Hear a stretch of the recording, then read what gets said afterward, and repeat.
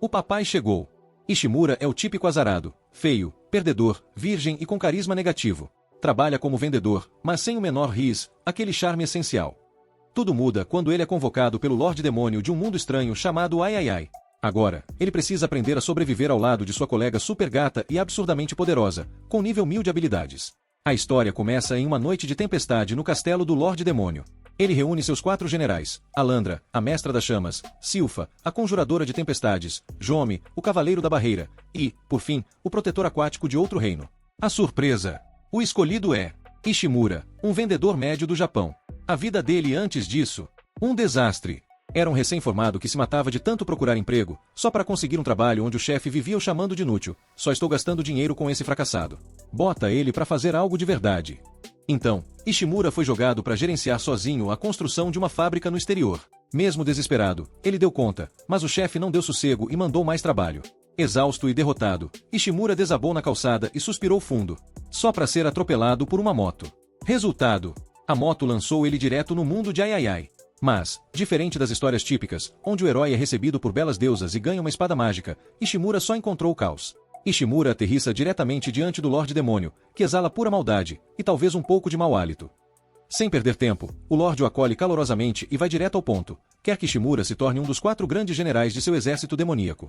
Além disso, ele lhe dá o pomposo título de expatriado internacional. Ishimura, claro, fica totalmente confuso.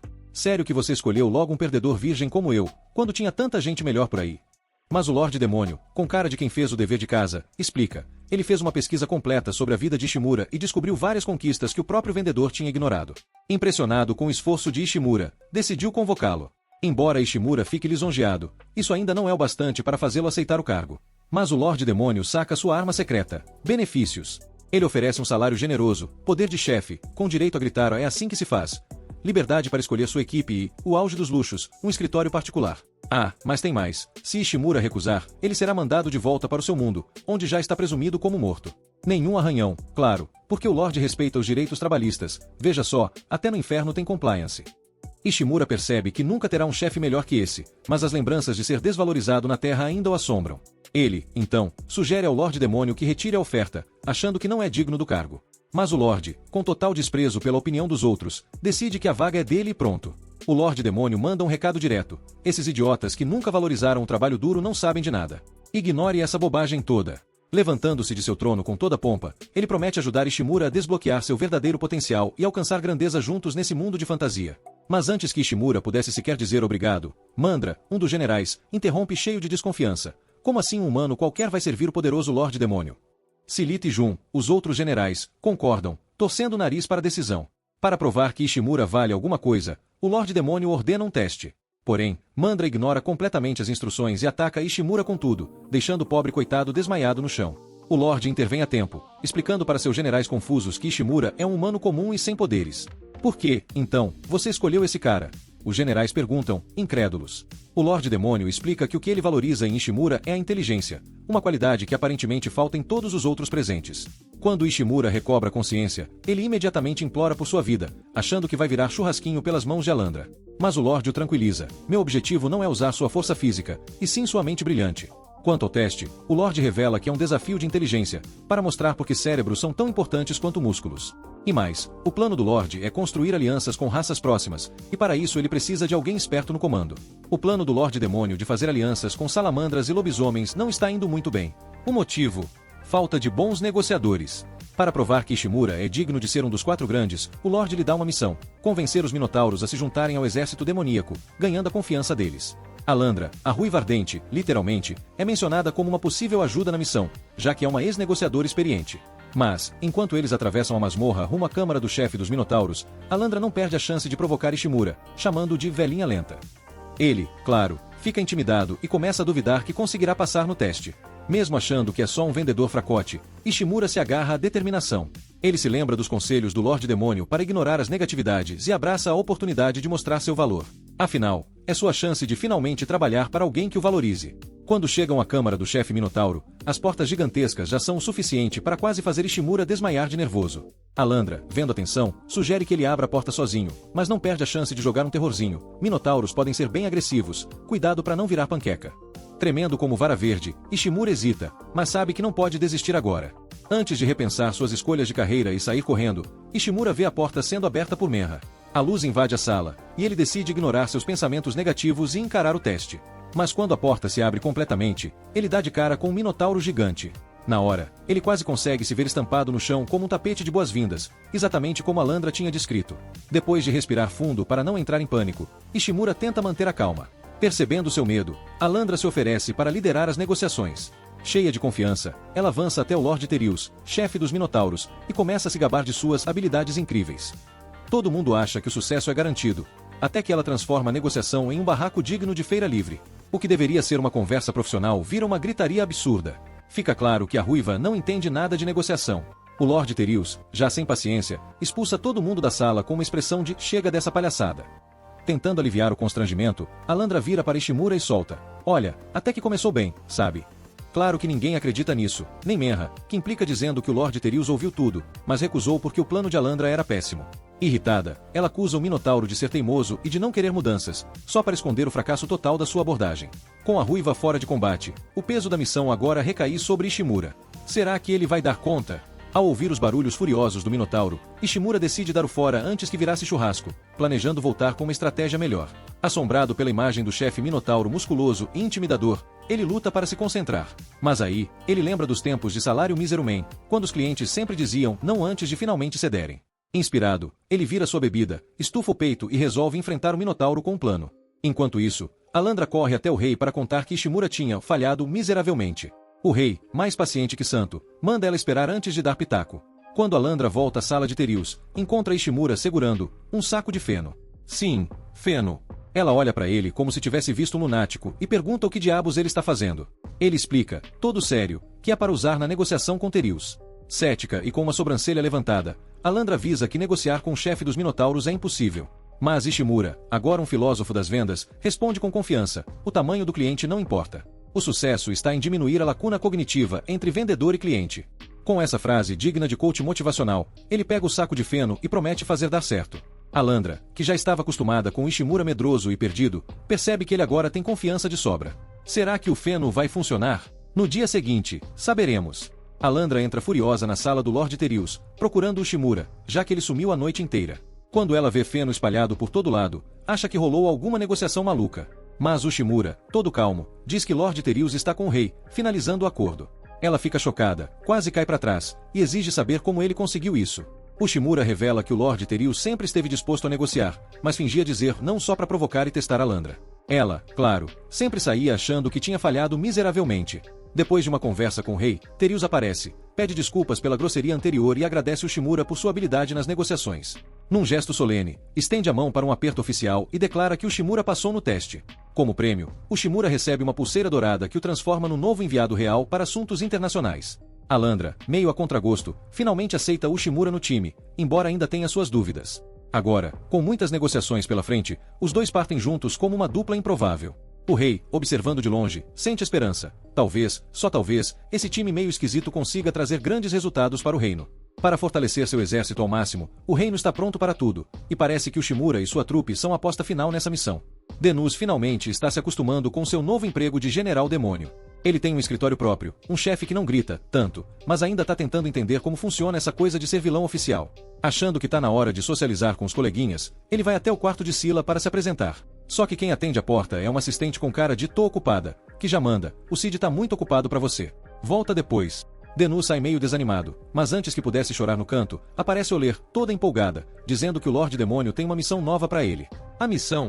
Convencer os ogros, que são basicamente os brutamontes com um exército gigante, a se unirem ao Império Demoníaco. Parece fácil, né?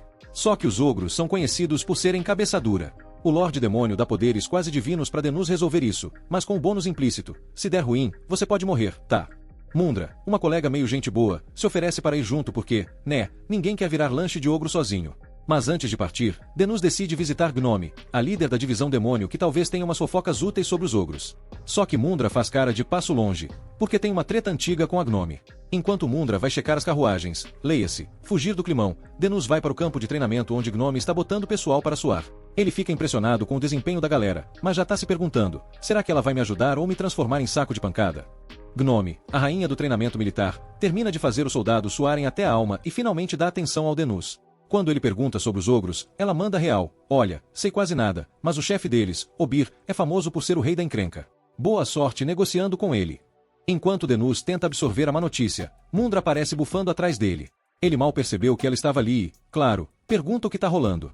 Mundra diz que já checou as carruagens e veio buscá-lo porque estava preocupada, mas ao ver a Gnome, começa uma briga que parece episódio de novela. Denus fica entre as duas, pensando, como é que eu fui parar no meio disso? Depois da Doutor, Denus e Mundra finalmente chegam ao castelo dos ogros. Só que na porta, os guardas mandam eles esperarem. Mundra já tá pronta para explodir de raiva, mas Denus percebe o truque. Os ogros estão tentando desestabilizar eles antes mesmo da conversa começar. Quando finalmente são chamados, Denus repara que a armadura de Obir parece ter saído de um brechó pós-apocalíptico. Chegando na sala do trono, Obir nem deixa Mundra abrir a boca direito antes de soltar uma bomba. Eu só escuto vocês se vocês aceitarem matar o Lorde Demônio. Mundra, claro, tá prestes a transformar o castelo em um cenário de filme de ação, mas Denus assegura e diz, calma, é isso que ele quer. Vamos respirar fundo. Ele dá um sorriso de vendedor e, no tom mais educado do mundo, diz a Obir que eles vão dar uma passadinha lá fora para conversar. Do lado de fora, Mundra solta toda a fúria guardada, amaldiçoando até o café da manhã do Obir. Denus só fica olhando, pensando, essa missão vai ser longa. Mundra tá pronta para entrar de volta e transformar o Obir em picadinho, mas Denus segura o rojão. Calma, é exatamente isso que ele quer. O plano do ogro é provocar a gente até fazermos uma cena. Assim ele pode botar a culpa em nós e sair como o santo da história. Mundra respira fundo e decide segurar o tranco, mas ainda tá azeda com as ofensas ao Lorde Demônio. Denus também tá fervendo por dentro, mas sabe que explodir agora seria pior que pisar em armadilha de urso. Quando parece que não tem mais solução, aparece uma jovem que se apresenta como Olulu, filha de Obir. Ela diz que tem um pedido e leva Denus e Mundra para um lugar vazio no castelo que deveria ser o estoque de comida. Mas tá tão vazio quanto a geladeira de universitário no fim do mês. Olulu revela a verdade. A tribo dos ogros tá quebrada. Sem grana, sem comida e sem esperança. Denus já tinha desconfiado disso ao ver o castelo mais desanimado que segunda-feira e a armadura de Obir, que parecia ter saído de uma liquidação. A garota explica que o pai dela tá muito doente, e o estado dele é um segredo bem guardado. Por isso, fizeram Denus e Mundra esperar antes da reunião, tentando disfarçar a situação. Mas se Obir morrer do jeito que as coisas estão, a tribo vai pro buraco de vez. Ela implora pela ajuda de Denus, dizendo que a única salvação é se aliar ao exército do Lorde Demônio. Denus entende o drama, mas não deixa barato. Dá uma bronca na Olulu por ter soltado uma informação tão importante assim, sem pensar. Denus dá um sermão na Olulu. Você é filha do chefe, tem que escolher melhor em quem confia. Mas Olulu insiste que Denus é confiável e solta a bomba. Ela quer casar com ele para salvar a tribo. Denus fica tão nervoso que quase tem um curto-circuito, e a Londra começa a pegar fogo, literalmente. Olulu é séria na proposta. Os ogros daqui são mais burros que pedras. Só um cara esperto como você pode virar chefe e garantir o futuro da tribo. Denus tenta dissuadi-la, mas ela já tá pronta para arranjar um padre e oficializar o casamento na hora. A Londra, é claro, não deixa isso acontecer. Naquela noite, Denus tá no escritório, arrancando os cabelos, se ele ainda tivesse. O ogro-chefe não quer negociar, a filha quer casar com ele, e falhar na missão é a última coisa que ele pode fazer. Então ele decide dar um tempo e ir pro bar da cabeça dele para clarear as ideias. Lá, ele encontra a versão imaginária de Mundra discutindo com o bartender sobre quem é mais legal, gorilas ou leões. Mundra defende os gorilas, porque qualquer dia da semana eles passam o rodo nos leões. Mas o bartender rebate, leões têm um grupo chamado de Pride. Isso é muito chique. É aí que Denus tem um estalo. No dia seguinte, ele acorda Londra cedinho, pede desculpas pela hora e diz que tem um plano infalível. Mas antes de agir, precisam dar um pulinho em outro lugar.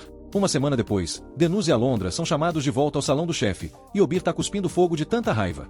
Ele descobriu que todas as tribos ao redor se aliaram ao exército demoníaco e quer explicações. Denus tinha bolado o plano perfeito. Em vez de perder tempo convencendo o teimoso do Obir, ele recrutou as tribos menores primeiro. E agora, com todo mundo unido, o chefe ogro tá entre a espada e a parede. As tribos menores estavam passando fome, então foi fácil convencer todo mundo a entrar pro time do exército demoníaco. Mundra ficou chocada porque não acreditava que o plano do Denus daria tão certo. Denus, esperto como sempre, usou uma tática que aprendeu vendendo coisas na terra. Em vez de ir direto nos grandões, ele primeiro fechava com as empresas menores. Quando todo mundo já tinha comprado, os chefões vinham correndo para não ficarem para trás. Com os ogros foi a mesma coisa. Claro, Denus fez cara de inocente e fingiu que só estava ajudando as tribos menores que estavam precisando. Isso só deixou Obir mais pistola, porque ele nunca aprovou essas negociações. E era exatamente o que Denus queria. Um ogro nervoso é muito mais fácil de manipular. Então, ele joga bomba. Eu não fiz tudo isso sozinho, não. A Olulu me ajudou. O chefe quase engasga. A própria filha o traiu.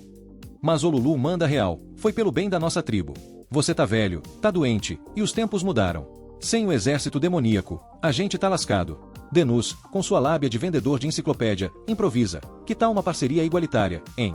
Claro que ele não mudou nada no acordo, mas a palavra igualitária faz o chefe ogro engolir o orgulho e considerar a proposta. Ele pede uns dias para pensar. Pouco tempo depois, Alondra invade o escritório de Denus toda animada. Deu certo. Obir aceitou a aliança com o exército demoníaco. Denus comemora, mas mal tem tempo para respirar. O senhor demônio ordenou que ele escolhesse um assistente, e o coitado passou dias analisando candidatos. Denus estava analisando candidatos para escolher seu assistente, mas, sinceramente, ele só queria escolher a Mundra porque ela é super confiável. O problema? Mundra entendeu errado e achou que isso era um pedido de casamento. Ficou até corada. Antes que a situação ficasse ainda mais estranha, alguém bate na porta. Denus atende e dá de cara com Olulu, que veio como representante oficial da Aliança dos Ogros. Ela agradece muito a ajuda dele, dizendo que o pai agora está mais político depois do confronto. E, para demonstrar sua gratidão, diz que está disposta a fazer qualquer coisa. Adivinha o que Denus faz? Convida Olulu para ser sua assistente pessoal. Ela aceita na hora, toda feliz, mas Alundra não curte nada essa ideia. Fica com ciúmes, se recusa a olhar para Denus e ainda lembra a si mesma que eles são rivais, então não podem ser amigos. Enquanto isso, Denus está completamente perdido sobre o que está rolando. Apesar de todo o drama, o mês foi ótimo pro Denus. O exército demoníaco cresceu bastante, mas ele sabe que com mais poder vem mais problemas. Agora, todo mundo precisa redobrar a atenção. No dia seguinte, Uxo estava mergulhado em estratégias para turbinar a eficiência militar quando Oler apareceu, todo contente, para avisar que tinha fechado um trato com a tribo dos ursos. Agora, cabia ao gerente estrangeiro finalizar os termos do acordo. Ushimura, lembrando das reuniões intermináveis e confusas do passado, riu da ironia. Lá ele mal ganhava um sanduíche, e agora estava negociando alianças interdimensionais. Só que o almoço, trazido pela temida agressora do inferno, era mingau aguado. Oler, todo sem graça, confessou que tinha diluído o rango para economizar, deixando Ushimura com saudades de um bom pedaço de carne. Enquanto refletia sobre a falta de proteína e a adaptação ao mundo dos grãos mágicos, Ushimura foi convidado para uma caçada por Oler. Chegando na floresta, a surpresa, a missão era limpar a área de bestas mágicas. E assim, lá foi ele, meio frustrado e ainda sonhando com um churrasco, encarar os monstros do lugar. Entre os semi-humanos que viviam ali, 5 orcs já tinham virado comida de besta mágica. Fima entrou em pânico, mas o demônio, com toda a calma do mundo, explicou que os fortes devoram os fracos, é a lei da natureza. Normalmente, os orcs dariam conta dessas criaturas, mas desta vez o inimigo era brabo demais. Com aquele mingau aguado na cabeça, Fima achou que os orcs já estavam passando fome antes mesmo do ataque. De repente, Oler gritou, encontrou um cogumelo comestível. Era o que os orcs estavam colhendo antes de serem atacados, e, claro, uma iguaria rara na área. Enquanto esperavam um javali mágico aparecer, quem surge? Um monstrão com olhos vermelhos brilhando e presas afiadas. Oler mandou Fima se afastar enquanto ela enfrentava o bicho com um chute giratório que acertou a cabeça da fera. Ela aproveitou o campo de visão limitado do javali, mas ele se recuperou rapidinho, jogando pedras com as presas. Desviando com agilidade, Oler socou as costelas do bicho com uma força absurda. Foi aí que Fima percebeu que ela também tinha uma força monstruosa. Mas o javali parecia feito de aço, aguentava tudo e ainda tinha resistência de sobra, deixando claro que um golpe só não bastaria para derrubá-lo. Os javalis mágicos eram inimigos implacáveis, usando suas presas e garras para intimidar e detonar suas presas. Já humanos como o Armandra eram frágeis, precisando de espadas, escudos e rifles para compensar. Ushimura percebeu isso rapidinho, mas não conseguia entender por que Oler, a agressora do inferno, não tinha levado uma arma para uma caçada tão arriscada. Enquanto isso, Oler percebeu que não ia vencer o javali sem mostrar o que sabia de verdade.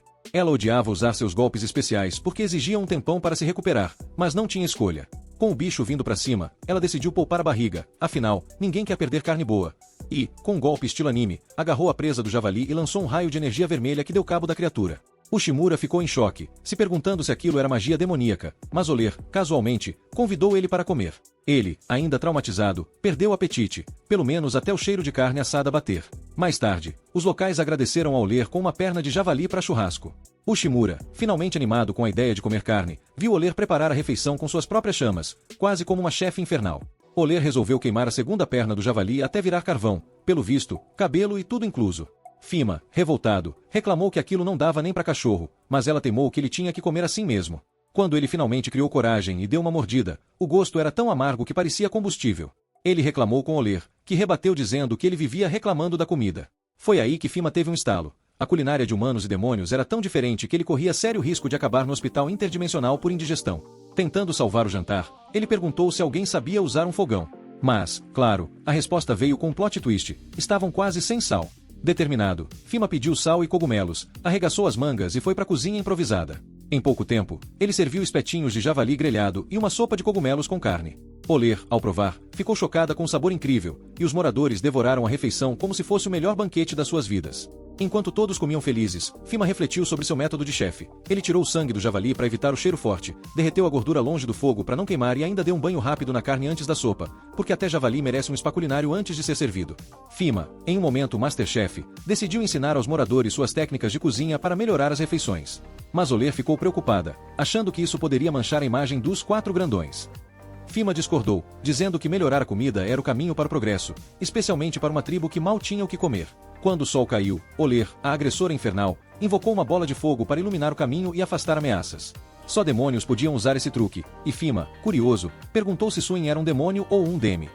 Oler explicou, meio incerta, que Alandra, o conjurador da tempestade final, era considerado um demônio, mas nunca aparecia nas reuniões, tipo aquele colega que só manda e-mail. Durante a viagem, Fima sugeriu que Oler carregasse armas, já que a magia dela demorava para recarregar. Afinal, a luta contra o javali foi quase um game over. Ele comparou a situação a enfrentar o frio sem casaco. Oler, ofendida, apagou a bola de fogo na hora, mas teve que admitir que ele tinha um ponto. Ainda assim, ela encarou o comentário como uma provocação e decidiu que o humano ficaria no grupo, provavelmente para continuar sendo seu alvo de zoeira. Fima passou a noite na vila, planejando voltar ao castelo escoltado no dia seguinte. Apesar de começarem a confiar nele, os demônios ainda tinham dificuldade de acompanhar o estilo eficiente e humano de fazer as coisas. Depois que a agressora infernal deu uma de "vou ali voando e já volto", ele ficou sozinho e decidiu voltar rapidinho para a vila, todo paranoico com perigo. No dia seguinte, após se apresentar novamente, o demônio Caim elogiou os esforços de Fima, mas alfinetou dizendo que Alandra tinha chegado na noite anterior, enquanto o humano estava atrasado, uma clara indireta. Um dos 4 grandões, em lágrimas, confessou que não se sentia digno do título. O rei, assistindo a cena, ordenou que Fima resolvesse a treta com a demonista, porque isso não era só briga de egos, mas também uma aula prática sobre a sociedade local.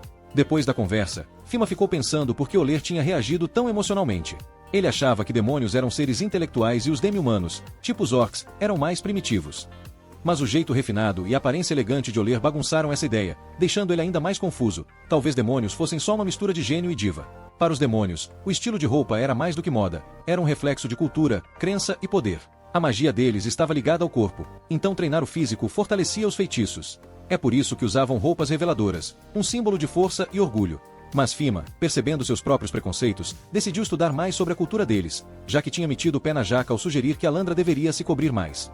A sugestão deixou Alandra ofendidíssima, interpretando como um ataque direto ao corpo dela. Ela começou um drama digno de novela, acusando Fima de achar sua aparência horrível. Ele tentou explicar que humanos têm uma visão diferente sobre mostrar pele e que isso não tinha nada a ver com indecência, mas parecia tarde demais. A demonista estava na bad, enfiando a cara na vergonha. Lembrando de quando Fima disse que ela podia sempre falar abertamente com ele, Alandra começou a repensar tudo. Enquanto isso, o humano estava no bar, curtindo um churrasquinho com saquê e finalmente dando um sorriso. Inspirado pela especialidade da casa, provavelmente algo apimentado, Fima foi encontrar Alandra para resolver as coisas. E aí, com a maior sinceridade, ele admitiu: seu corpo é bonito, tá? Alandra deixou claro que não estava tentando ser indecente, só queria um elogio. Meio sem graça, os dois acabaram se desculpando, Fima, pela sinceridade demais, e Alandra, por impor suas ideias e deixá-lo jogado na floresta. Ele admitiu que ficou apavorado naquela situação, mas ressaltou que aprender um com o outro poderia torná-los uma baita dupla. Alandra, meio desconfiada se ele queria dizer outra coisa, concordou. Com isso, Fima sentiu que finalmente poderia trabalhar num ambiente mais tranquilo, agora que o castelo estava mais organizado. Logo depois, o Rei Demônio reuniu todo mundo para anunciar que, com a aliança dos ogros e a unificação das 7 tribos, o exército demoníaco estava mais forte do que nunca. Ele elogiou o sucesso rápido de Fima e o recompensou com uma pedra mágica. Fima, humilde como sempre, agradeceu e fez questão de dar o crédito a Alandra, oferecendo a pedra como forma de gratidão. Só que, ao ver isso, alguém soltou um epa. Para demônios, dar uma pedra mágica era tipo pedir alguém em casamento. Enquanto isso, uma demonista espiava a cena à distância, amargurada, pensando: até esse Fima conseguiu respeito, e eu aqui, só no recalque. Apesar de todo o reconhecimento e elogios que o Shimura recebeu ao encontrar seu chefe, ele se ajoelhou e pediu outra chance, preocupado por ter esquecido algo importante. O Rei Demônio respondeu que o problema de Ushimura era não reconhecer o próprio sucesso e a falta de confiança em si mesmo, algo comum ao Gothic Egel com problemas com o pai. Mudando de assunto, o Rei Demônio perguntou ao gerente de relações exteriores o que ele achava da relação entre demônios e semi-humanos. Ele acreditava que o problema estava na diferença de habilidades, já que os demônios, com sua magia, tinham vantagens sociais que marginalizavam os semi-humanos. O Rei Demônio concordou, dizendo que poucas raças podiam usar magia, e por isso o Shimura era necessário. O general precisava encontrar uma forma de dar esse poder a todos para diminuir a desigualdade. O Shimura, grato, lembrou que ele não tinha magia, mas o Rei Demônio lhe deu uma pedra mágica para ele investigar com a ajuda de Cid, o arqueiro tempestuoso. Bima foi avisado de que poderia ser difícil e, depois da reunião, Mimura saiu para procurar Endra, que achava que a missão do humano estava indo bem. Bima pesquisava como aproveitar o imenso poder do artefato de várias formas, enquanto Oral trazia chá para ele, notando o cansaço dele por causa do trabalho extra. Ela sugeriu que ele fosse embora mais cedo para evitar o burnout, mas o Shimura garantiu que estava quase terminando o dia. Ele então pegou a pedra mágica e perguntou se os semi-humanos poderiam ganhar magia como os demônios. Ela confirmou que era possível, mas era necessário ter talento natural, só a pedra não bastava. Percebendo que precisava de mais conhecimento, ele decidiu consultar Sfit diretamente. Reunindo sua coragem, foi até os aposentos de Sfit, mas foi recebido pela assistente Belinda, que não o reconheceu. Embaraçada, ela lembrou da conversa deles dias atrás e se desculpou por não ter tratado o oficial de alta patente corretamente.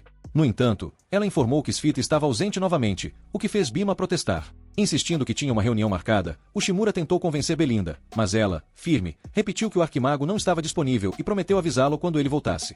Ela tentou fechar a porta, mas o Shimura bloqueou com o pé, sugerindo que discutissem ali mesmo. Enquanto isso, Alander continuava observando secretamente e não gostava nada de ver o Shimura entrando no quarto de outra mulher. Belinda, já irritada, pediu que ele fosse rápido, pois tinha outros compromissos. O Shimura foi direto ao ponto, perguntando se ela era realmente a tal Silid, apoiando sua suspeita com 3 razões. Primeiro, ela usava óculos, coisa que demônios, conhecidos pela sua força física, geralmente não usavam, provavelmente só para fazer charme. Segundo, não havia Belinda na lista do exército demoníaco. E terceiro, seu chefe tinha avisado que Cid poderia se disfarçar para fugir do trabalho. Belinda, sem jeito, admitiu que era uma das 4 generais. O Shimura, sem perder tempo, perguntou por que Silid estava se escondendo e se vestindo como um sapato. Silid explicou que, em sua verdadeira forma, todo mundo só lhe dava tarefas, e ele não tinha o menor interesse em trabalhar com humanos, mesmo sob ordens, já que já tinha lidado com a Pedras Mágica e não queria repetir a experiência. Porém, como o Shimura tinha descoberto sua identidade, ele decidiu brincar um pouco com a situação. Silid colocou um dispositivo na mesa com uma base de mineral preto que conduzia magia de forma eficiente, e as pedras amarelas embutidas nele permitiam vários feitiços. Ele passou anos desenvolvendo aquilo, e Bima ficou empolgado com a ideia de produzir em massa. Mas Silid alertou que cada unidade custava 10 milhões, já que as pedras mágicas eram raras. No final, sugeriu que o Shimura desistisse, pois não havia alternativa. Mas, como bom estrategista, o Shimura pensou em um plano para enganar o astuto mago. Ele percebeu que seria possível reduzir os custos usando uma única pedra mágica em vez de várias, mesmo que o dispositivo só conseguisse lançar um feitiço por vez, em vez de vários. Ele já tinha visto essa estratégia antes em sua própria vida. As empresas do mundo todo costumam remover funções para criar novos produtos, e Silid concordou, dizendo que isso tornaria o item mais barato e que ninguém havia pensado nisso antes. Mas então, Shamira entregou sua pedra mágica ao mago, pedindo um protótipo. Intrigado pelo desafio, o arquimago tempestuoso revelou uma oficina secreta e anunciou que trabalharia a noite toda, arrastando Shimura como assistente. Lá fora, Alandra, impaciente e entediada, batia na porta de Silid, exigindo que alguém a abrisse. Na manhã seguinte, o Shimura estava completamente exausto, enquanto Silid se sentia vitorioso com sucesso. Ele chamou a nova invenção de Rosemarin, uma pedra mágica de feitiço único, agora viável para produção em massa. Mesmo sem dormir a noite inteira, o mago parecia firme, e fez o Shimura testá-la. O coitado, mal funcionando, implorou por um momento para se recuperar, e Silid generosamente lhe deu exatos 60 minutos. Exausto, o Shimura se dirigiu para a porta, na esperança de pegar uma refeição rápida e descansar, mas antes que pudesse sair, Alandra arrombou a porta com um feitiço, querendo saber o que ele estava fazendo ali a noite toda. O plano dela deu errado, porque, embora estivesse podre de cansado, o Shimura foi facilmente jogado no chão como uma boneca descartada, quase sendo achatado na hora. O demônio o sacudiu, e o Shimura, já implorando por misericórdia, quase chorando. Nesse momento, Silid apareceu, vestindo as vestes de arquimago e falando com uma voz profunda e autoritária, mandando Alandra levar a bagunça para fora. Ela quis saber onde estava a mulher, mas o mago insistiu que era só ele e o Shimura ali. No meio da confusão, Liu e Oral entraram correndo, chamando por Alandra e o Shimura. Furiosa, Alandra gritou que um imenso exército de aves estava atacando vilarejos, e o Rei Demônio ordenou que lidassem com isso. Mandaram Alandra proteger 3 vilarejos, enquanto Silid viu uma oportunidade de testar sua invenção. O mago levou o Shimura para um campo aberto para o teste, e alguns locais se aproximaram demais. O Shimura avisou-os para se afastarem, e Silid lhe entregou uma pedra, pedindo para ele invocar uma bola de fogo. Embora morresse de medo, o Shimura obedeceu. Imaginando a pedra como uma extensão de si mesmo, com seu sangue circulando por ela, Ushimura ficou maravilhado quando conseguiu conjurar uma bola de fogo com sucesso, justo quando as imensas aves estavam prestes a atacar o campo. Mas aí, ele se empolgou e lançou várias bolas de fogo para tentar afastar as aves. Só que a pedra falhou feio quando um dos animais atacou de perto. Cid usou magia para afastar as aves, dando a Ushimura a chance de tentar de novo, mas nada. Depois de derrotar a primeira onda de aves, o arquimago tempestuoso concluiu que a pedra não aguentava a intensidade da batalha e, com isso, o experimento foi um fracasso. Mais tarde, os generais se reúnem com os moradores da aldeia, e Homer comenta com Silith que os demi-humanos parecem frágilzinhos. Silith tira o capacete, revela seu rosto e explica que, apesar de fracos e vivendo na miséria, esses demi-humanos são sempre gentis e alegres, o que a fez lembrar do dia em que decidiu criar o dispositivo mágico original. Nascida em uma família de elfos mercadores, ela fugiu de casa depois de ser encontrada por demi-humanos e acolhida em sua aldeia, onde ninguém podia usar magia e todos viviam na pobreza. Silith começou a trabalhar em dispositivos mágicos para ajudar essas pessoas, mas acabou perdendo o foco da sua missão inicial. Ela conta para a Alma que, como cientista, é seu dever avançar a sociedade, e fazer a invenção funcionar virou uma questão de honra. Ela também avisa que a Ziata pode atacar novamente a qualquer momento, então é urgente corrigir a pedra. Enquanto isso, Ushimura volta para seu bar imaginário, onde Alandra está feliz da vida devorando vísceras cozidas, refletindo sobre como a comida, que antes era vista como desperdício, agora se tornou um item valioso. Ushimura pede para Silith produzir mais 10 rosmarins para enfrentar a Ziata de novo, e então, ele coloca as pedras no chão e as ativa. Ele se lembra que as aves ficam perturbadas com sons agudos e consegue afugentá-las com um pouquinho de magia. Tudo isso, claro, foi feito em poucos dias, porque tempo é coisa de cientista. No castelo, Muma informa ao Senhor Demônio que o novo dispositivo pode afastar monstros sem precisar de magia, é barato e eficaz, tornando-se uma ótima ferramenta para proteger as vilas. O rei pede mais dispositivos para as vilas. Após a reunião, Ushimura agradece a Silith pela ajuda, mas ela acha que quem deveria agradecê-la é ele, por dar um propósito de novo ao seu trabalho. Ela o recompensa com um dispositivo de magia de combate que dispara 30 tiros, e Ushimura, curioso, pergunta quem fez durante o desenvolvimento do Rosmarin. Ela responde com toda a humildade: "Eu sou um gênio, né?" Após a reunião, Ushimura estava animado para voltar ao trabalho, até que MRA invade o local, reclamando que ele não a atualizou e acusando de estar flertando com outra mulher. No dia seguinte, no bar fictício da Mima, Alandra não perde a chance de importunar um garoto com um celular, dizendo que inveja a vida dele, morando com os pais e ficando o dia todo online. O garoto, sem rodeios, chama ela de chata. Nesse momento, Mima percebe que o garoto não está assistindo o Skip Toiler, mas investindo em ações. E, pelo relógio caro, ele não é nenhum novato no jogo. Alandra, então, manda ele tirar o capô, já que estão dentro de um lugar fechado. E, quando ele não responde, ela repete mais alto e até tenta arrancar o capô. Vendo isso, Shun reflete que ele também precisa tirar o capô, não literalmente, mas a mentalidade cautelosa no trabalho. Ele tem seguido as instruções do Rei Demônio e está sendo responsável, mas o verdadeiro crescimento vem de enfrentar os problemas de frente. Decidido, ele vai até o mercado da Rua do Reino, feliz por ter convidado Alandra, e até acha ela bem estilosa naquele vestido, bem diferente do visual normal dela. Enquanto isso, Mandra fica toda sem graça, lembrando da conversa com Oral. Ela contou pro amigo que foi convidada para o mercado, mas não sabia como lidar com o encontro. Oral sugeriu que fizessem isso como um duelo, onde ambos usariam a melhor armadura. Ela queria se mostrar forte, mas Oral alertou que Ushimura, sendo humano, não entenderia muito bem. Então, ela deveria escolher uma roupa mais modesta, e não algo tão ousado. Mandra reflete sobre isso, mas ainda assim, pensa que algo divertido seria melhor. No fim, Oral agradece pela ajuda, dizendo que a conversa com Ushimura foi mais suave graças a ela. Ele menciona que a pesquisa de hoje será tranquila, o que deixa Alandra confusa. Ele então explica que estão fazendo uma pesquisa de mercado, destruindo todas as expectativas da Mima, que explode em chamas. Mas o Oral dá uma explicação. O objetivo é coletar opiniões para inspirar e crescer o exército. No primeiro stand, o vendedor reconhece Ushimura como um dos 4 grandes generais, o que surpreende ele. O comerciante explica que humanos com esse tipo de roupa no Castelo Real são raros, e que os comerciantes ficam ligados nas notícias locais para não serem pegos de surpresa. Se o Ushimura quiser saber mais, tem que prestar atenção na rede de vendedores. Surpreso com a presença de 2 generais, o vendedor oferece um descontão em um par de taças de ouro, e Ushimura, rápido como um raio, já aceita e pede um favorzinho. Mandra fica desconfiada, achando que ele está comprando as taças só para desistir da pesquisa e admitir que tudo isso foi um encontro romântico do início ao fim. Aí, Ushimura manda Mandra embora, dizendo que já pegou informações e amostras suficientes para continuar o trabalho. Enquanto anda pela multidão, ele vai anotando tudo o que considera interessante, até dar uma parada em uma cafeteria para refletir sobre os benefícios da aliança entre demônios, ogros e minotauros, que tem gerado trocas culturais e de talentos. Mandra observa o aumento de novas lojas, mas Uchimuira destaca o lado negativo, a escassez de comida por conta do rápido crescimento populacional, como o aumento nos preços do Gimu. Mandra compartilha sua experiência tentando negociar com um dono de loja de Gimu, só para perceber que ele também não estava ganhando nada. Uchimuira acha que os atacadistas estão controlando o mercado de Gimu e inflando os preços. Ele explica que os pequenos comerciantes precisam aumentar os preços também para manter o lucro e sugere que a Mandra converse com os atacadistas sobre isso. Lumera, porém, adverte que isso é só uma suposição, porque o sindicato dos atacadistas pode causar problemas se alguém ultrapassar os limites, especialmente por ser uma questão que afeta o país inteiro. Além disso, tem a divisão social entre demônios e semi-humanos que precisa ser resolvida aos poucos. Uchimuira então fecha seu caderno e anuncia o fim da pesquisa de mercado.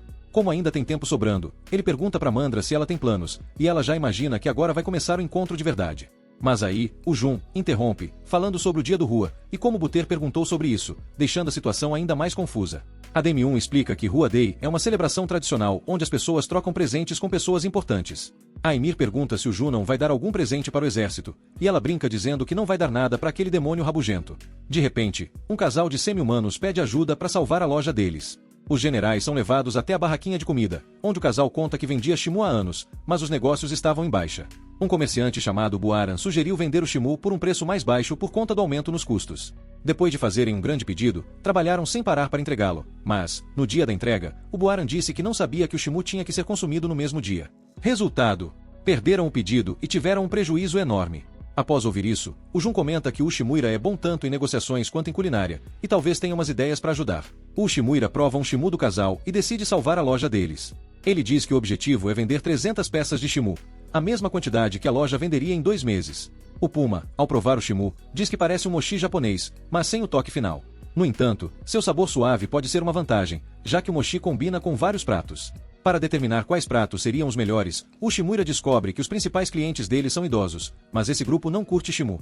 Então ele pede para os vendedores criarem uma nova receita, e manda Almenra visitar outras lojas. Mais tarde, o Uchimuira volta ao mercado, chama atenção com o tambor e anuncia o Rua Day, com jogos tradicionais como tiro ao alvo, luta de besouros e bate o maluco. A velha Mandra aposta em um besouro que acaba ganhando, enquanto os demônios ao redor ficam totalmente confusos com o evento. O Uchimuira, então, conta que essa tradição vem de uma velha história sobre uma linda garota e um garoto que vendia Shimu, e que se apaixonaram. No entanto, o rei, invejoso da beleza da garota, o separou à força. Mas, apesar disso, eles se encontravam secretamente no Ano Novo. Aqui está a tradução cômica e resumida da parte 4. Durante uma celebração do Rua Day, numa noite de lua nova, o casal de semi-humanos comeu Shimu e pediu para ficar junto para sempre.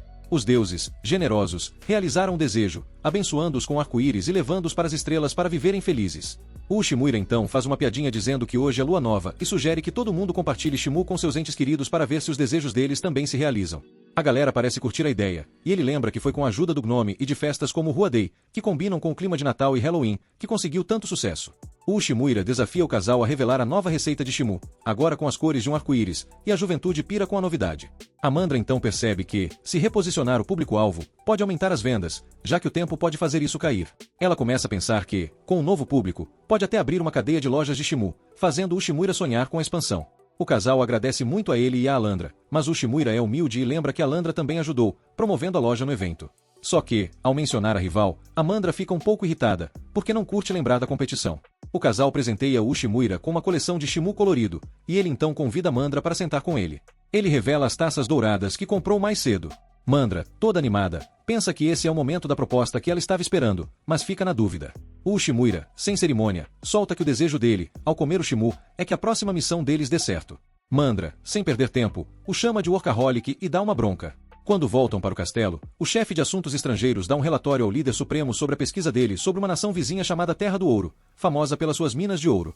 O chefe de assuntos estrangeiros sugere atacar a Terra do Ouro para fazer negócios, já que trocar com nações ricas é crucial para a estratégia militar.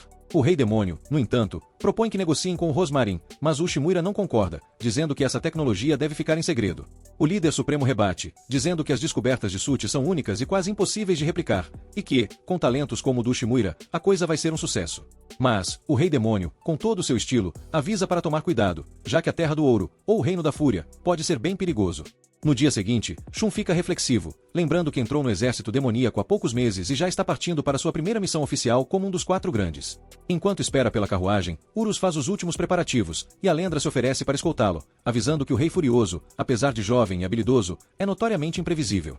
Dizem que ele já jogou um comerciante para crocodilo só porque vendeu mercadorias falsas. Então, né, melhor não vacilar. Mesmo preocupado, Urus segue sozinho. Antes de partir, o velho Demonos fica no papel de mãe coruja, levou a carteira. Se passar mal, manda parar a carruagem. E pelo amor, rejeita qualquer donzela oferecida. Horas depois, ele chega à Terra do Ouro, um reino próspero que, antes focado em exportar grãos, agora quer negociar bens de alto valor para fortalecer o exército demoníaco. Sabendo da importância da missão, o Shimura sente o peso da responsabilidade ao se ajoelhar diante do Rei Furioso, um jovem demônio coberto de ouro dos pés à cabeça. Mas antes que o Shimura possa se apresentar, o rei o interrompe na lata, já soltando seu nome e cargo como quem lê um crachá. Claramente ofendido, o monarca parece indignado que o general sequer achasse que ele não saberia quem ele era. Esse rei realmente vive à altura da fama, difícil e mandão. Com olhos em chamas, ele já parte pra cima. Tu tá no cargo faz meses e ainda não passou por aqui. Explica isso aí, agora. O humano, suando frio, se curva ainda mais, soltando desculpas a torto e a direito enquanto percebe que a negociação será uma guerra mental, e o rei, claramente, nunca deixa ninguém esquecer quem manda. Finalmente, o rei vai direto ao ponto e pergunta o que ele trouxe. O Shimura, todo pomposo, apresenta uma prata refinada. Mas o monarca se sente pessoalmente ofendido e simplesmente destrói o presente com um raio. Sério que você veio à Terra do Ouro e achou que prata era uma boa ideia? O Shimura, ainda se curvando feito um profissional do tapete vermelho, dá um sorrisinho maroto e puxa outra oferta da manga. O Rosimarin, uma pedra mágica que repele monstros. Ele explica que, até agora, só o exército demoníaco usou essa belezinha, então o Reino Furioso seria o primeiro forasteiro a botar as mãos nisso, uma baita vantagem para as minas de ouro. O rei arqueia uma sobrancelha e solta. Peraí, tu tá falando daquela pedrinha que ameaça os bichos?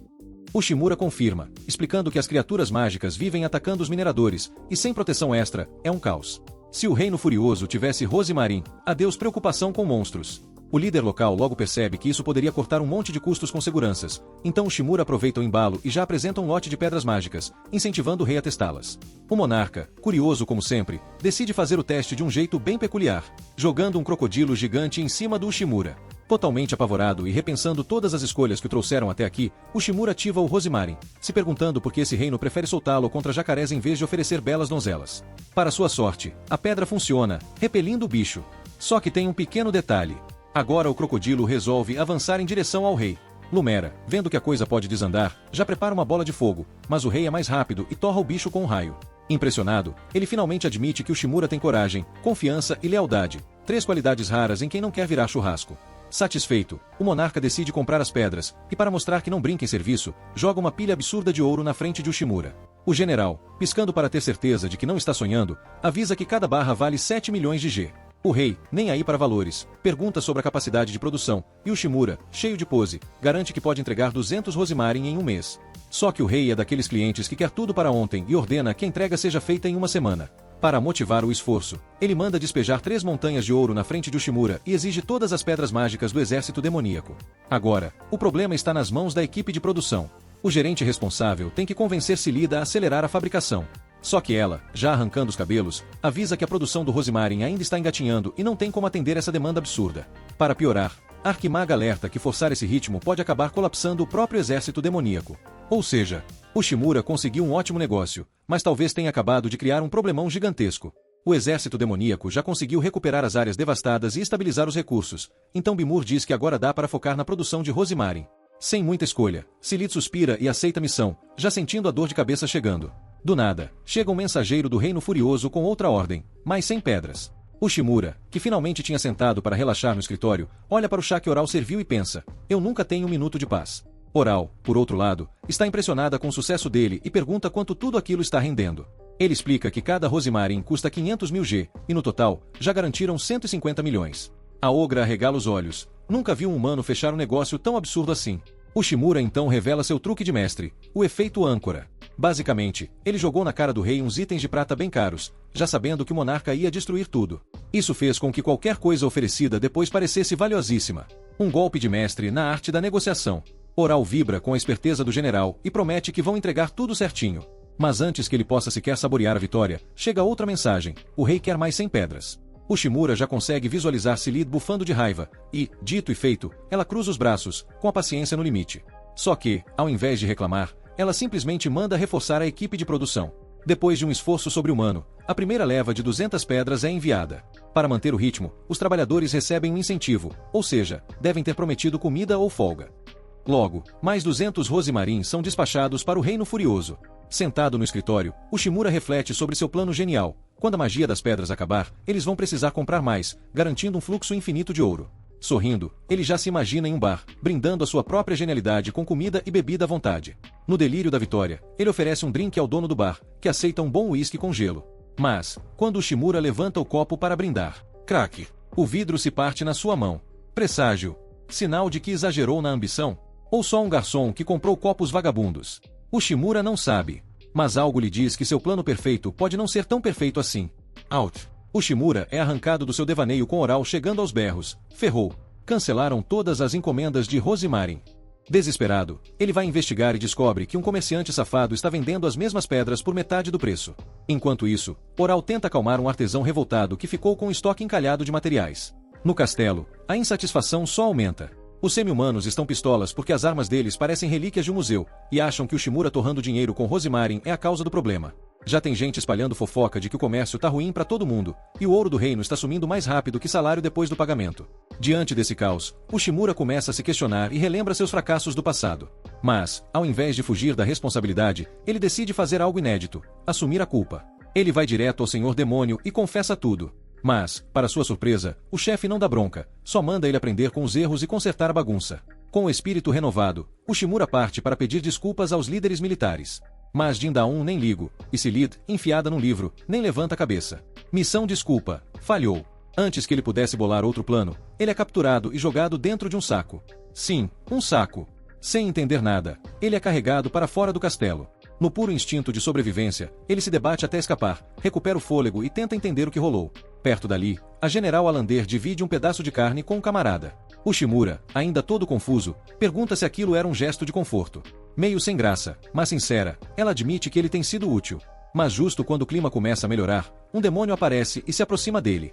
Ushimura já se prepara para correr, mas antes que algo aconteça, Oral surge trazendo frutas e muda completamente o foco da conversa. No fim, eles acabam compartilhando a comida, e as garotas cochilam ali mesmo.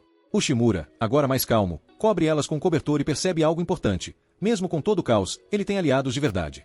Relembrando as palavras do Senhor Demônio, ele decide que vai dar a volta por cima. Enquanto isso, no Reino Furioso, o rei agradece ao comerciante Bearen por fornecer produtos de qualidade a preços baixos. O porco mercador apenas sorri e jura lealdade. Mas guarda bem para si o segredo de como está conseguindo esse milagre. No meio do caos, o ex-funcionário tenta bancar o professor e explica que, para evitar erros repetitivos, primeiro é preciso entender o que deu ruim. Mas T, com prioridades bem mais importantes, nota que o Rosemarin tá pela metade do preço e pensa: alguém deve ter analisado isso, ou só estavam desesperados para vender. Sem tempo para teoria, ele volta pro seu bar imaginário e começa a jogar um joguinho de palavras com o dono. De repente, Sam aparece e manda um psiu, porque tá na vibe de tocar um violãozinho. A música bate forte no Shima, que reflete sobre a beleza dos artistas de rua, até lembrar que tem trabalho para fazer. Voltando à realidade, ele conclui que o Rosemarin foi parar nas mãos de um mercador do castelo, provavelmente em troca de ouro vindo do servo do Lorde Demônio. Mas antes que ele possa investigar, o velho mandeiro invade o recinto reclamando que o Rosemarin não funcionou. O modo atendente de saque do Shima ativa, e ele já trata o problema como se fosse um recall de produto. O demonista, sem paciência para papo furado, arrasta ele até o local de testes, onde uma besta mágica fez o maior estrago. Enquanto isso, um aldeão já tá surtando porque a pedra encantada falhou. Aparentemente, ela era grande arma contra o exército demoníaco, e agora a fome tá batendo na porta da vila. O Shima percebe que algo tá muito errado, porque o Rosemarin simplesmente evaporou dos locais de instalação. De volta ao escritório, ele manda fazer um levantamento geral das vilas afetadas, e na calada da noite, decide investigar uma vila suspeita. Ele pede silêncio, mantendo uma pose de mestre dos disfarces, quando de repente, flagra dois encapuzados tentando roubar o Rosemarin. Só que eles não contavam com a astúcia de Ushima e o velho Mandir, que já estavam na moita prontos para dar o bote. Um dos ladrões, achando que tá no filme de ação errado, tenta atacar, mas a Lendra mete um chute digno de final de campeonato e derruba o infeliz, ainda pegando o comparsa de brinde. Vendo que a situação virou um UFC sem chance de vitória, os dois tentam fugir. A Lendra, pronta para perseguição, é parada por Ushimura, que dá um sorrisinho confiante e solta um relaxa, tem explosivos escondidos por aí. Sim, ele jogou a carta do deixa que o roteiro resolve. Enquanto isso, no Reino da Fúria, o Dig Garen informa ao rei que mais um carregamento de Rosemarin chegou. O rei, impressionado com a eficiência do mercador, elogia o cara por ter conseguido não só copiar a arma secreta do exército demoníaco, mas também começar uma produção em massa. Buara, o mercador porquinho, sim, ele parece um leitão engravatado, só faz um gesto humilde, reafirmando seu compromisso com a qualidade, o que, no caso dele, significa vender qualquer tralha pelo dobro do preço. A verdade é que Buara não chegou ao topo à toa. Ele tem um método infalível: comprar barato, vender caro e sempre estar um passo à frente da concorrência. Quando descobriu que o exército demoníaco estava negociando com o Reino da Fúria, viu uma oportunidade de ouro. Afinal, onde o Lorde Demônio pisa, dinheiro brota. Ele até achou as provisões portáteis do exército bem interessantes, mas replicar o rosmarim? Nem os melhores artesãos conseguiam fazer isso direito. A maioria teria desistido, mas Buaran é um comerciante de verdade. Se não dá para produzir, a gente dá um jeitinho, mesmo que envolva furto. Ele também respeita os mercadores do exército demoníaco, sejam eles contrabandistas ou gênios da engenharia mágica. Moralidade. Isso aí ficou no passado. Só que a jogada dele dá ruim quando, durante uma de suas viagens, sua carruagem é parada por guardas do Reino da Fúria, cumprindo mandado de prisão real. Arrastado até o rei, ele assiste em pânico enquanto Sua Majestade esmaga uma pedra de rosmarin na mão, furioso com a baixa qualidade do produto. Suando mais que tampa de marmita, Buaran gagueja que nunca venderia porcaria para o rei, mas o monarca, envolto em relâmpagos e claramente sem paciência, exige uma explicação. Por dentro, Buaran já tá rezando para qualquer divindade do comércio salvar sua pele. Buaran começa a suar mais que tampa de panela de pressão. Ele só revendeu as pedras roubadas achando que eram legítimas. Ou seja, se alguém caiu num golpe aqui, foi ele. Mas ele prefere ficar quieto, só que o rei não tem paciência para drama e manda chamar alguém que pode esclarecer tudo. Amura, um dos generais top do exército demoníaco, famoso por fazer acordos até com mineradores. Buaran já entra em modo ferrou. Para ele, o maior perigo do exército demoníaco tem nome: Ushimura, o espião estrangeiro que adora frustrar os planos alheios. Eventualmente, Ushimura mete o dedo na cara de Buaran e o acusa de roubar o rosmarin. Só que ele não podia simplesmente deixar a galera desprotegida, então criou réplicas idênticas, mas completamente inúteis, que quebravam só de olhar. E o melhor, o Reino da Fúria, achando que estava com o produto original, nem percebeu. O sucesso do plano foi graças a Cid, que ajudou a criar cópias perfeitas. No início, os cientistas protestaram por causa do prazo apertado, mas aceitaram depois de exigir um bolo. Afinal, pensamento criativo precisa de açúcar.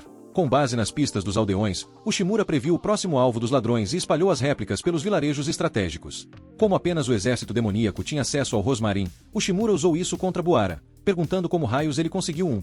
Quando foi confrontado, o mercador congelou. Já era. O jogo acabou. Sem saída, ele tentou a clássica: foi um mal-entendido, juro, mas o rei já tinha decidido, a sentença era morte. Relâmpagos formam uma jaula ao redor dele, e um crocodilo gigante avança para fazer dele um lanchinho. Enquanto suas roupas são rasgadas, ele só pensa numa coisa: preciso sair vivo disso. No último segundo, Ushimura explode a boca do crocodilo, salvando o mercador. O rei, agora furioso nível modo berserker ativado, invoca duas cabeças de dragão feitas de eletricidade e exige explicações. Mas Ushimura solta a bomba. Se Buaran morrer, o Reino da Fúria vai pro buraco. O rei, desconfiado, pergunta por que diabos um mercador qualquer é tão importante. Ushimura então solta a bomba. Buaran tem acesso exclusivo a um pozinho laranja que é essencial para extrair ouro, e sem ouro, o Reino da Fúria vai direto pro buraco. O problema? Esse pó vem de Toque, um lugar que controla o estoque com mais rigidez do que porteiro de balada. No passado, várias nações saíram na porrada por causa disso, então Toque botou regras pesadíssimas no comércio. O rei, curioso, quer saber como Ushimura tem tanta informação, e ele explica que já investigou se sua terra natal conseguia produzir ouro. A resposta: nem em sonho. Durante as guerras, várias nações sofreram, mas Buaran, sem medo de bala perdida, meteu o pé no meio do caos para vender suprimentos, ganhando o título de Mercador da Morte, um nome meio dramático, mas combina. Algumas nações, gratas, deram a ele direitos exclusivos de comércio, incluindo o tal pozinho laranja. O rei então questiona: por que diabos Ushimura tá fazendo tanto esforço para salvar o mercador trapaceiro? O próprio Buaran tá chocado. Mas Ushimura, zen como sempre, diz que ajudar os outros é algo natural, porque a vida não é só dinheiro, embora um dinheirinho sempre ajude. O rei, já de saco cheio, boceja e manda todo mundo embora, dizendo que tá cansado demais para continuar com isso. Lá fora, Ushimura suspira aliviado, enquanto Buaran começa a desconfiar de seus motivos. Mas então, algo inesperado acontece. Ushimura desaba e admite que estava morrendo de medo. Ele até pede para se apoiar no ombro de Budjig Garan para se recompor. Logo depois, chega Oral com várias mulheres encapuzadas que, do nada, correm para abraçar Buaran. Surpresa! São suas filhas. Ushimura descobriu que ele resgatava órfãs da guerra e dava trabalho para elas, então trouxe as meninas até ele. Buaran, que já estava emocionado, quase chora de vez. E para completar, Ushimura ainda dá permissão para ele vender rosmarin, mesmo depois da tentativa de enganação. O mercador fica surpreso, mas Ushimura explica que precisa de alguém confiável para distribuir as pedras em mercados distantes. Tocadíssimo com a generosidade, Buaran decide mudar de vida, pelo bem das filhas. No fim, ele até solta uma informação quente sobre o comércio na guilda do Rei Demônio. Gildivura e Mandra são chamados para uma reunião com o Senhor Demônio, que joga uma bomba. Os preços dos alimentos subiram tanto que o povo tá passando fome. Ele manda o Shima resolver isso para ontem. O Shima aceita na hora, mas já sente cheiro de treta. Será que a guilda tá manipulando os preços? Mandra acha que é pura ganância e já quer sair no soco com os oficiais, mas o Shima lembra que dar voadora na porta nem sempre resolve. O Senhor Demônio despacha o Shima para investigar e manda a Landry para uma missão no norte. O Shima decide que precisa marcar um encontro com o mestre da guilda, mas, no dia da reunião, é parado por Cid, que aparece com um visual diferente. Antes que ele possa perguntar se ela mudou de shampoo, Cid revela que agora quer ser chamada de Belinda, porque um certo clã de elfos ocupa cargos na guilda. Ela acha que ter uma elfa ao lado vai ajudar nas negociações. O Shima agradece a preocupação, mas acha que não precisa de reforço, afinal, ele representa o exército do Senhor Demônio, e a guilda vai ter que levar ele a sério. Só que, chegando lá, ele percebe que Belinda estava certa, porque eles ficam 4 horas esperando. Quando o mestre da guilda, Viper, finalmente aparece, ele manda um "Eita, esqueci de vocês", sem o menor pingo de vergonha. O Shima engole o desaforo, mas Belinda explode de raiva. E aí vem o plot twist, Viper é o irmão perdido dela. O reencontro é tão emocionante quanto pisar num Lego. Ela não queria ver a cara dele nunca mais, mas já que estão ali, manda o Shima seguir com o assunto. O Shima explica que o povo tá precisando de grãos, mas Viper finge demência e, do nada, solta: "Quer comida? Então ajoelha." Ajoelhar e implorar. A maioria recusaria, mas Ylmer, depois de anos sendo um salário-man sem reconhecimento, já não tem mais dignidade nenhuma. Sem pensar 2 vezes, ele se joga de joelhos e implora por comida. Viper se diverte com o desespero dele, pede desculpa por brincar demais, como se fosse só zoeira, e concorda em vender os grãos, por míseros 50.000 ouros por saco. Ou seja, ou eles aceitam o golpe ou voltam para casa com as mãos abanando. Antes de sair, Viper ainda larga um conselho gratuito: se você joga seu orgulho fora tão fácil, todo mundo vai rir da sua cara. Belinda sai da guilda cuspindo fogo e já sugere queimar tudo com Viper dentro, mas o Shima acha um pouquinho exagerado. Ela não entende como ele pode estar tão tranquilo depois da humilhação, mas o Shima tá nem aí pro orgulho ferido. O que realmente o pegou de surpresa foi descobrir que Viper é o irmão mais novo de Belinda. Então, Belinda resolve abrir o baú dos traumas e contar seu passado. Ela nasceu numa família de mercadores élficos, onde o pessoal curtia misturar espécies para compensar a baixa taxa de natalidade. Resultado, ela é meio elfa, meio fada, enquanto Viper é meio elfo, meio lagarto. Sim, a genética fez um bingo aleatório ali. Só que alguns desses elfos mesclados eram tão obcecados por dinheiro e status que fizeram o combo supremo do mal, queimaram a própria vila e venderam seus parentes como escravos. Belinda ficou tão enojada que cortou relações e vazou. Agora, vendo que o irmão tá nessa sujeira, ela não vai deixar barato. Mas, pensando bem, ela se arrepende de ter partido pra briga antes de deixar o Shima tentar negociar. Enquanto o Shima quebra a cabeça tentando descobrir como conseguir comida sem vender os rins, aparece uma garotinha chamada Nia. Desesperada, ela pede ajuda contra a família Lord Pent, que a forçou a trabalhar como escrava. O Shima acha a menina uma gracinha e decide ajudar. Mas primeiro, vamos comprar roupinhas decentes. Enquanto o Shima tá lá, todo satisfeito, escolhendo um vestido roxo pra Nia, S.A. começa a olhar torto pra ele, suspeitando das intenções do cara. Mas sem tempo pra paranoias, o Shima pergunta se a garota toparia ser uma delatora. Ela concorda, então ele a leva pra um restaurante, porque fofoca séria precisa de comida. Lá, Nia conta que a família Lord Penta separou de sua família e a forçou a trabalhar pro mestre da guilda, junto com várias outras pessoas exploradas e mal pagas. O Shima, indignado, pergunta se ela tem alguma informação bombástica, e Nia solta a bomba: o caos está vindo. Ou melhor, a guilda tá espalhando boatos de que uma calamidade vai devastar os estoques de comida, o que tá deixando todo mundo apavorado e disposto a pagar preços absurdos. Mas a verdade, pura enganação. Eles mesmos compraram quase todo o estoque de grãos e estão segurando o suprimento para aumentar os lucros. O problema é que boa parte dos oficiais da guilda são da família Lord Pent, e os poucos que não são já foram comprados, então ninguém faz nada. O que antes era uma guilda voltada pro bem comum virou esquema de pirâmide definitivo. Vuna quer agir imediatamente, mas precisa de provas sólidas. Belinda, sempre prática, sugere resolver o problema diretamente com Viper, e dá pra imaginar o que isso significa. Mas o Shima, o senhor das regras, quer fazer tudo certinho. Se Viper usa dinheiro para manipular as pessoas, então o Shima vai usar o exército do demônio como contra-ataque. Então, o Shima, Belinda e Nia partem para uma auditoria surpresa na guilda. Quando Viper percebe o que tá rolando, já sabe que tá numa enrascada. Ele não pode recusar a auditoria e, se eles encontrarem os grãos escondidos ou registros das transações, o esquema dele vai pro ralo. O Shima age rápido para impedir Viper de esconder qualquer evidência, mas o lagartão parece estranhamente tranquilo. O que será que ele tá aprontando? Agora é partir direto pro depósito e ver se pega um safado no flagra. O Shima abre a porta do depósito já pronto para gritar: pegamos no flagra. Mas, tá tudo vazio. Absolutamente nada. Nem um mísero grão. Como se a cena já não fosse humilhante o suficiente, Viper aparece junto com os oficiais da guilda, morrendo de rir da cara dele. Mas o Shima não é burro, quer dizer, só um pouco. Ele percebe as marcas de arrasto no chão e saca que os grãos estavam ali até pouco tempo atrás. Num último ato de desespero, ele pergunta para Viper onde tá o estoque. O lagartão, com um sorriso cínico, responde que vendeu tudo ontem. Obviamente, é uma mentira deslavada, mas não tem nenhuma prova para contestar. Os registros da guilda são perfeitos, sem nenhuma falha. Sem saída, Ushima e Silid são forçados a recuar. Silid, já meio pistola, suspeita que Viper tá fazendo transações ilegais em nome da família Lord Pent, por isso os livros contábeis são impecáveis. Mas tem uma questão mais urgente: como raios Viper soube da auditoria surpresa a tempo de esconder tudo? A resposta: traição. Enquanto isso, na guilda, Viper segue rindo igual um vilão de novela das 9, se gabando de como fez Ushima e Silid de otários. Ele elogia sua informante, Maya, mas a garota nem reage. Ela só quer saber onde os grãos foram parar. Viper, do nada, fica sério, e ela já se prepara para levar um safanão.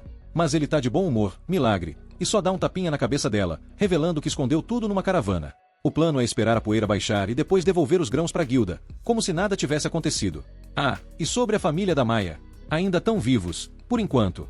A coitada nasceu na ramificação mais fraca da família Lord Pent, mas foi levada por Viper quando ele exigiu uma nova secretária. Os pais tentaram resistir, mas ninguém desafia o chefe da casa principal.